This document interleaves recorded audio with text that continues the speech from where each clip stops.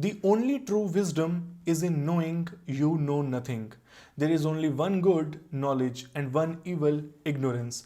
These were the words of one of the great philosophers whose life became an embodiment of the importance of living and, if necessary, dying according to one's conviction.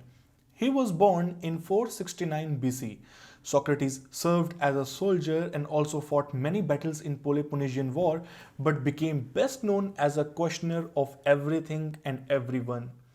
His style of teaching is known as Socratic method, whereby he asks question after clarifying question until his students arrived at their own understanding.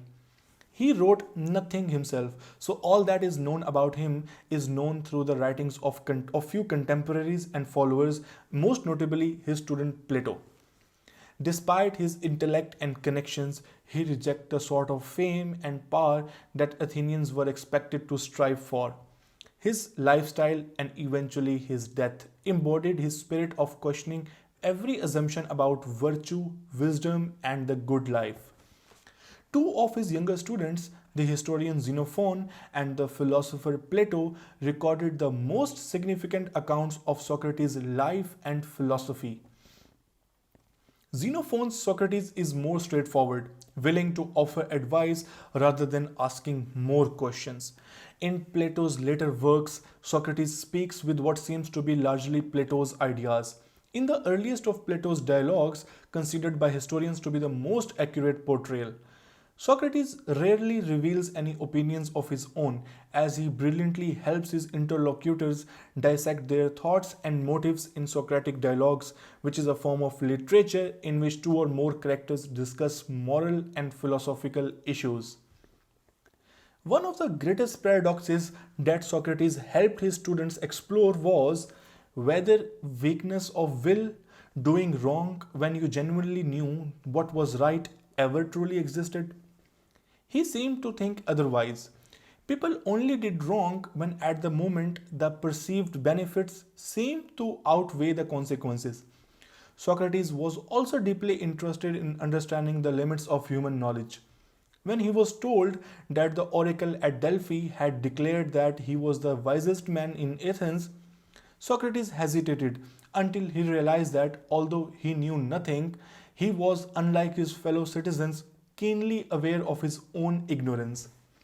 Socrates avoided political involvement where he could and counted friends on all sides of power struggles following the end of the Peloponnesian War. In 406 BC, his name was drawn to serve in Athens assembly or ecclesia, one of the three branches of ancient Greek democracy known as democratia. Socrates became the lone opponent of an illegal proposal to try and execute a group of Athens' top generals for failing to recover their dead from the battle against Sparta. The generals were executed once Socrates' assembly service ended. 3 years later, when a tyrannical Athenian government ordered Socrates to participate in the arrest and execution of Leon of Salamis, he refused. This was considered an act of civil disobedience.